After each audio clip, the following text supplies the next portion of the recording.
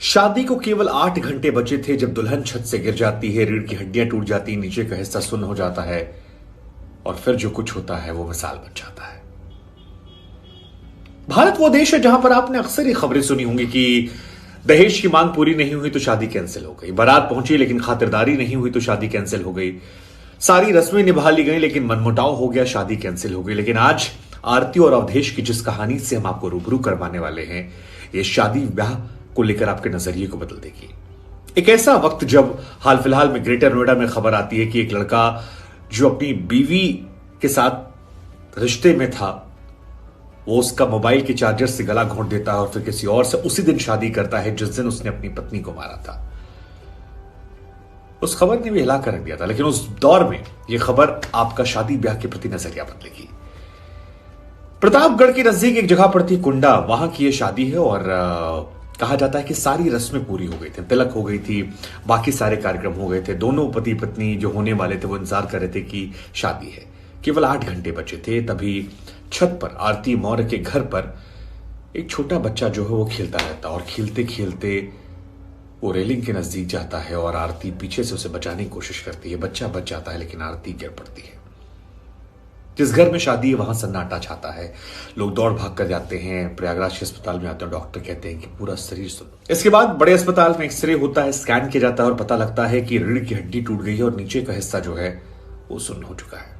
महीनों तक ये लड़की खड़ी नहीं हो पाएगी। 8 घंटे केवल वक्त बाकी है, बारात घर से निकल चुकी है, दूल्हे वालों को आना है। लड़का पहुंचता है अवधेश, लड़की के माँ बाप परेशान होते हैं, वो कहते हैं कि हमारी लड़की की तबीयत खराब हो गई है, उसका शरीर टूट गया है, वो उठ नहीं पाएगी, ये शादी नहीं हो पाएगी। आप एक काम कीजिए, आप आरती की जगह पर छोटी वाली बेटी से शादी कर लीजिए क्योंकि बारात यहां तक पहुंची है। छोटी बेटी घबराती कि क्या हो गया, मेरी शादी कैसे हो सकती, दीदी की तबीयत। लेकिन अवधेश कहता है कि शादी जहां तय हुई थी वहीं होगी। मैंने आरती को वादा किया था, तिलक आरती के साथ हुई थी तो शादी भी आरती के साथ होगी। इस बात को सुनने के बाद वहां जो लोग होते हैं वो सन्नाटे में चले जाते हैं। उन्हें यकीन नहीं होता है कि जो औरत खड़ी नहीं हो सकती अगले कई महीनों तक, उससे वो शख्स शादी करने को तैयार है और उसके पास जब ऑप्शन है कि छोटी बहन शादी कर सकता है वो इनकार कर देता है। ये लव मैरिज भी नहीं थी, अरेंज मैरिज थी।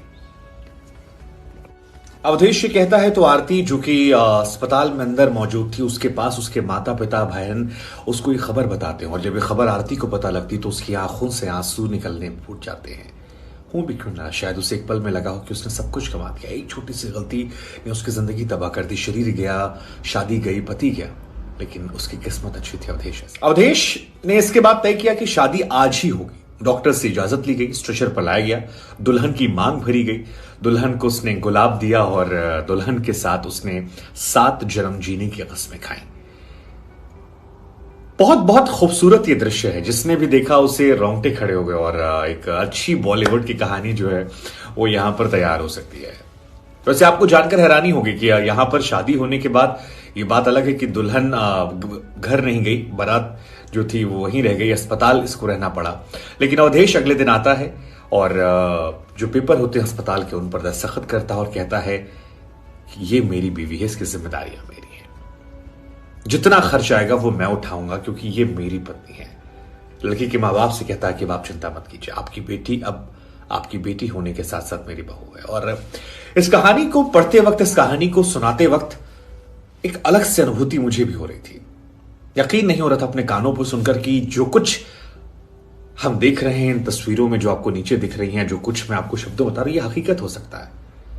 फिल्मों में ऐसा होता है, लेकिन असल जिंदगी में भी अवधेश और आरती जैसे लोग होते हैं जो प्यार मोहब्बत पर विश्वास बरकरार रखते हैं, शादी जैसे बंधन को पवित्र बंधन बनाकर रखते हैं। वरना कई बार लोग शादी ब्याह को बड़े हल्के में लेते हैं। उम्मीद करते हैं कि इस खबर को सुनने के बाद आपका नजरिया बदलेगा शादी को लेकर, और सलाम इन दोनों को।